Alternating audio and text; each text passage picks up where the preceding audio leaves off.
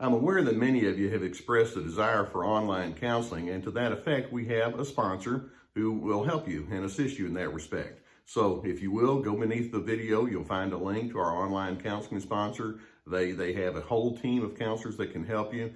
Practice self-care, get the help that you need.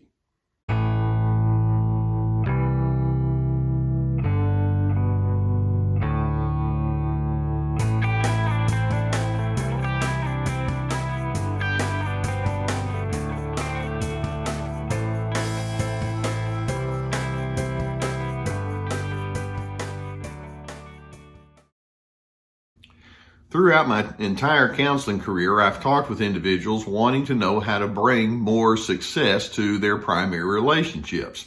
As you might imagine, I've spoken with so many individuals who can look back upon social life or family life or marital or parenting or business world and the work setting, and they can say, I wanted to bring all sorts of good ingredients to the equation. I wanted to have a real sense of gratification, and it just didn't happen. Well, let's keep in mind, if we're going to have relationship success, it requires planning. It requires intentionality. You don't just show up at some place and say, well, here I am, let's hope it goes well. So as I try to figure out what's the formula, if you will, what are the ingredients that are necessary for relationship success, I begin with two questions. And out of those two questions, I come up with a four-way formula that we can focus on as we try to figure out how to have relationship success. Now, those two questions are simply this: who am I as I engage with you? And then the second one is, and who are you as you engage with me? Now, let's break that down into my four-part little formula here. First of all, the who am I question. Are you the kind of person that has self-awareness? Ingredient number one towards for having a successful relationship is you have to be a self-aware person. Now, this has all sorts of implications regarding that. There are so many tests that you can take that focus in on your temperament type or your inclinations, your strengths and weaknesses. Well, what are your primary strengths? And be honest with yourself about that. And what are your blind spots or your potential weaknesses? For example, some individuals, their primary strength is they're highly organized. Others, they're very encouraging. Others, they can be very thoughtful and pensive in the way that they engage with people. Are you the kind of person that says, I know who I am, I know what my inclinations are? And then taking that self-awareness even further, you want to have a sense that says, and I want to have an idea of all the different influences that have come into my life through the years, beginning in my childhood years and all the way up through your adult years. What kind of influences did you have? Did you have a history where there was an extra element of sternness or control that was a part of it? And what did that do to you? Did you have a background that emphasized academics or emphasized fun or emphasized getting along with people and impressing people? You want to have a real sense of understanding that says, I've got a pretty good idea of who I am, where I've come from, and all the things that have gone into the making of me being me. Are you the kind of person that has that self-awareness? And by the way, this is not something that you finally gather enough information on. It's like, okay, I know everything I need to know about me. This is an ongoing processing that can last literally your entire life. Now, the second part of that first question, who am I as I engage with you? Okay, as I engage with you. The second part of the formula for successful relating is you need to have a sense of monitoring as you engage with other individuals. Do you monitor your emotions well? And as you interact with other individuals, do you have a sense that says, I know what kinds of things I have to watch out for as I interact with others, and I need to know what kind of strengths I'm going to bring to the equation? As a simple example, there are things that may make you agitated or annoyed or frustrated. How good are you at monitoring those kind of emotions? It may be that you have attractions toward other individuals. And of course, that can be a very positive thing until it's not. Do you find that you can monitor your attractions such that you can stay inside your standards and principles that might be there? Do you bring a sense of neediness sometimes to your interactions? How does that impact the way that you engage? Are you sometimes overpowering? In other words, you want to have a sense of self-awareness. That's part of the number one part of the formula. And then number two, you want to have a sense of monitoring of who you are as you engage with other individuals. And that implies that you have a real sense of knowing how to manage your emotions and your needs, and you have a sense of honesty about what you bring to the other individual, so that you can not overwhelm them with all the things that go on the inside of yourself. Now let's take that second question. Who are you as you engage with me? All right, let's slow down there. A third ingredient that's part of the formula for relationship success is you want to have a strong other awareness. As you engage with other people, do you slow down long enough to think, okay, I have my things that I need to be aware of, but what do you bring to the equation? Now, that implies that you have a curiosity about other people. And I know some people that will say, well, I just don't like to pry into everybody else's life and I don't want to be nosy. It's not prying and it's not nosy to think, who are you and what's your background and where do you come from and what are the influences that have been a part of your life? I can promise you that as you know those kinds of questions in a more full way, that can make a huge difference about where you're going to go in your relationships. Do you have that sense of healthy curiosity about other individuals? Do you know what kind of meaningful experiences that they've had?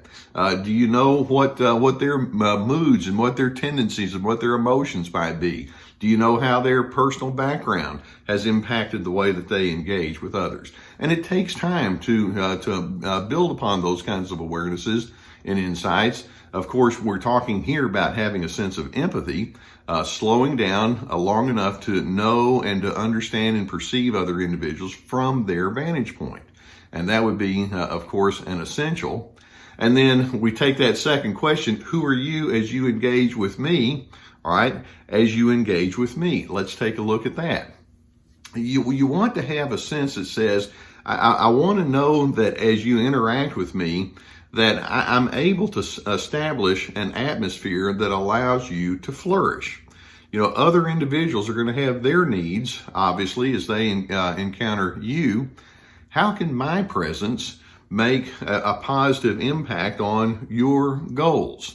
Or if confrontation or a directive approach is necessary with that other individuals, how can I do so in such a way that is constructive, not destructive? How do we handle disappointments that come between you and me? Or perhaps just unexpected occurrences or a change in plans? Do you have a sense that says, I want to make sure that I'm tuned in enough to that other individual that I know how to do that back and forth kind of exchange? So we have two questions and then a four-way formula out of those two questions that go into the making of finding relationship success. Who am I? Self-awareness. As I engage with you, monitoring your emotions well. Who are you? Other awareness. As you engage with me, and having a sense of knowing how to maneuver through those kinds of issues that come between you and the other individual. Now, if you're able to have or be on top of those four factors in the way that you engage with others, you're on your way to hopefully some good success. Now, here's the problem. Of course, you knew this was coming. You may have heard me say in other videos that I have what I refer to as kind of the 80-20 approach. I believe that about 20% of the population really does take the time to slow down and to ask these kind of questions and to ponder these kind of thoughts like I'm sharing with you. About 20%, which means that there's a very high percentage, maybe about 80%, or thereabouts, that don't really think these things through very deeply. They just kind of let life happen. They just kind of go with whatever happens to be in front of them, and they don't have that sense of intentionality. And therein lies your challenge. What do you do if you're the kind of person that says, hey, I want to do that four-way formula that Carter's talking about, but then that person in front of you is like, not interested, or what? Or hand me a beer, I'm watching a ball game. And they don't really care. They don't really think about what's going on. And so many individuals have a lack of planning, or a lack of insight, or a lack of regard. It just doesn't matter to them. And so they have an imbalance in the way that they do so.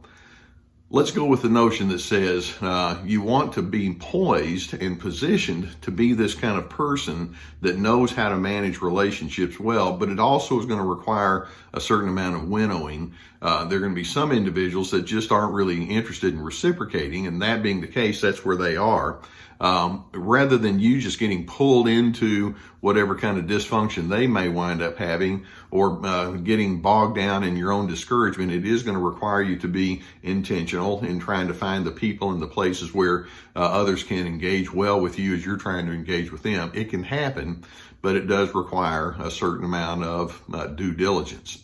So what we're talking about here is really, it falls under the category of having emotional intelligence, and you want to be the kind of person that builds upon that. And it may require time for you to find the individuals that'll say, I want to engage in that way with you, just as I know you want to do in reverse. But it can be done, and I'm hoping that you can be the kind of person that says, when you interact with me, please know that you're interacting with someone who cares and someone who's wanting to make a difference. And that's the kind of person you want to be. And hopefully someone's going to come along and they'll say, I'd like to do that with you in reverse. Be that kind of a person. And in time, my sense of patience says the effort will turn out to have been worth it. By the way, you notice Gus, he focuses on patience and just being chill. Maybe we need to be a little bit more like that too. All right, well, I hope that you find videos such as this to be helpful as you engage with the world in front of you. If you've not already subscribed to our Dr. Les Carter channel here, I would encourage you to do so. I'm sure you're familiar already with our Surviving Narcissism channel as well. If you have a need for counseling, and many times it's good to have somebody that you can bounce ideas off of so that you can have that much stronger sense of self-awareness, then I would encourage you to seek counseling from someone who's in your area. Or if you would prefer differently, we have an online counseling sponsor, and we have a link below that can take you to a whole team of licensed, professional, experienced counselors that you can choose from that would help you in that. That's become very popular, and I've had good feedback from that. So if the need is there, please seek the help that you would need. Also, we have my workshops and my courses. We have This Is Me, the course, and then we have a new one, This Is Me is the one about having boundaries, and then we have the other one called Free to Be, about finding yourself in the midst of the controllers in your life. Also, we have resources below that would take you to my books, etc. I want you to be the kind of person that is intentional. And I want you to be the kind of person that knows when you encounter me, you're going to encounter somebody that truly wants to go in the right direction.